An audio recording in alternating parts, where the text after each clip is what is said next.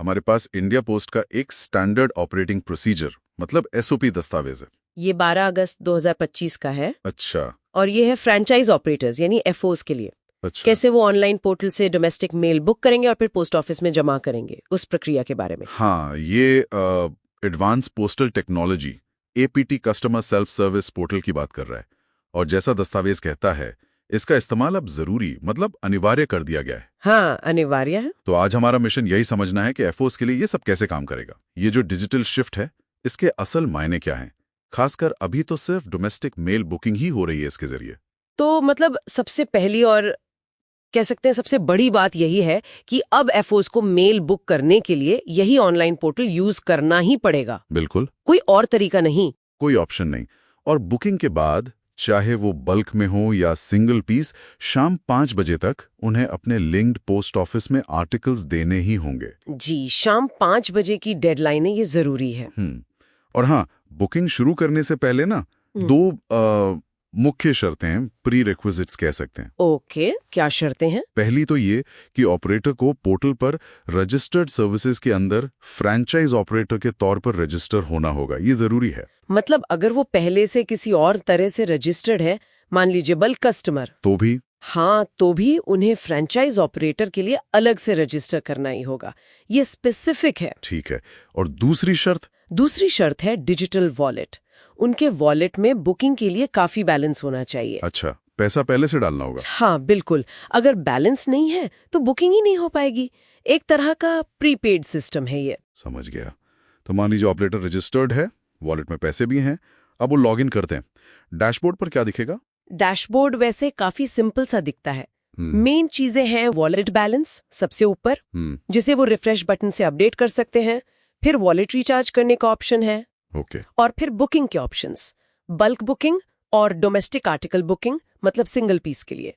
और एक my booking section भी है जहां पुरानी सारी बुकिंग्स देख सकते हैं। अच्छा, ये वॉलेट रिचार्ज की प्रक्रिया क्या है? मतलब पैसे कैसे डालेंगे? उसके लिए रिचार्ज वॉलेट बटन है, उस पर क्लिक करना है। फिर अमाउंट डालना है, कम से कम 1000 रुपए और ज्यादा से ज्यादा 50,000 रुपए तक। और अमाउंट 100 के मल्टीपल में होना चाहिए। ठीक है। और पेमेंट कैसे होगा? Cards, net banking? यहाँ थोड़ी इंटरेस्टिंग बात है। एसओपी के हिसाब से फिलहाल पेमेंट सिर्फ क्यूआर कोड स्कैन करके ही हो सकता है। सिर्फ क्यूआर कोड? हाँ, किसी भी यूपीआई ऐप से स्कैन करके। नेट बैंकिंग या कार्ड्स का जिक्र अभी तो नहीं है इसमें। ओह, ये थोड़ा लिमिटेड नहीं है? हाँ, कह सकते हैं। शायद आगे और ऑप्शंस जोड़ें, पर अभी यही है।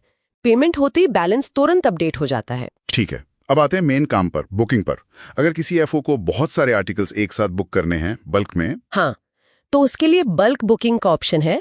इसमें पहले पोर्टल से एक एक्सेल टेम्पलेट डाउनलोड करना होता है। Excel template? जी, और एसओपी में खास तौर पर लिखा है कि हमेशा लेटेस्ट टेम्पलेट ही डाउनलोड करें, पुराना नहीं चलेगा। ओके। फिर उस टेम्पलेट में सारा बुकिंग डेटा भरना होता है, भेजने वाले का नाम, पता, पाने वाले का वजन वगैरह वगैरह। फिर उस फाइल को अपलोड कर देना है। और पेमेंट वो कैसे कटेगा? वो सीधा फ्रैंचाइज वॉलेट से कट जाएगा। सिस्टम अपलोड के बाद दिखाता भी है कि कितना बैलेंस है, कितना कटेगा और कितना बचेगा। बस कंफर्म करना होता है। ठीक है, ये तो हुई बल्क बुकिंग। पर अगर किसी को सिर्फ 1-2 आइटम भेजने हो, सिंगल बुकिंग, उसके लिए डोमेस्टिक आर्टिकल बुकिंग वाला ऑप्शन है। ये सिंगल पीसेस के लिए है। इसमें क्या प्रोसेस है? इसमें स्टेप बाय स्टेप चलना होता है।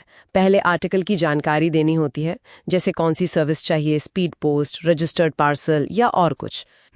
फिर भेजने वाले का पता, पाने वाले का पूरा पता, पिन कोड के साथ, वजन, ये सब डिटेल्स डालनी होती हैं। तो हर आइटम के लिए अलग अलग? हाँ, हर आर्टिकल की डिटेल्स भरनी होंगी। और जैसे जैसे आप भरते जाते हैं, वो आइटम एक कार्ट में ऐड होता जाता है, जैसे ऑनलाइन शॉपिंग में होता है ना। हाँ, कार्ट सिस्टम, समझ गया। बिल्कुल। जब सारे आर्टिकल्स कार्ट में आ जाएं, तब एक साथ पूरे कार्ट का पेमेंट फ्रैंचाइज वॉलेट से कर सकते हैं। अच्छा, ये ठीक है। इसमें एक और फीचर है, पेंडिंग बुकिंग रेफरेंसेस का। अगर मान लीजिए कोई बुकिंग करते करते बीच में रुक गए, तो बाद में उसे वहीं से पूरा कर सकते हैं। ये तो यूजफुल है। अच्छा, बुकिंग हो गई, पेमेंट भी हो गया, अब रसीद वगैरह कैसे मिलेगी? लेबल? उसके लिए माई बुकिंग सेक्शन है। बुकिंग पूरी होने के बाद ऑपरेटर्स वहां जा सकते हैं। वहां से वो किसी भी बुक किए गए आर्टिकल की रसीद मतलब रिसीट या फिर आर्टिकल पर चिपकाने वाला एड्रेस लेबल कभी भी प्रिंट कर सकते हैं। ओके, तो प्रिंट का ऑप्शन है। जी, प्रिंट का ऑप्शन है और एसओपी में इनके सैंपल्स भी दिखाए गए हैं कि कैसे दिखेंगे। ठीक है, तो ऑनलाइन सारा काम हो गया, बुकिंग, पेमेंट, लेबल प्रिंटिंग। इसके बाद का स्टेप क्या है? Physical part. हाँ, बिल्कुल।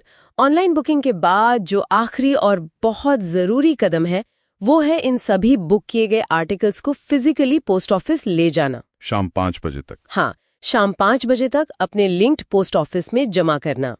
इसी को एसओपी में इंडक्शन कहा गया है।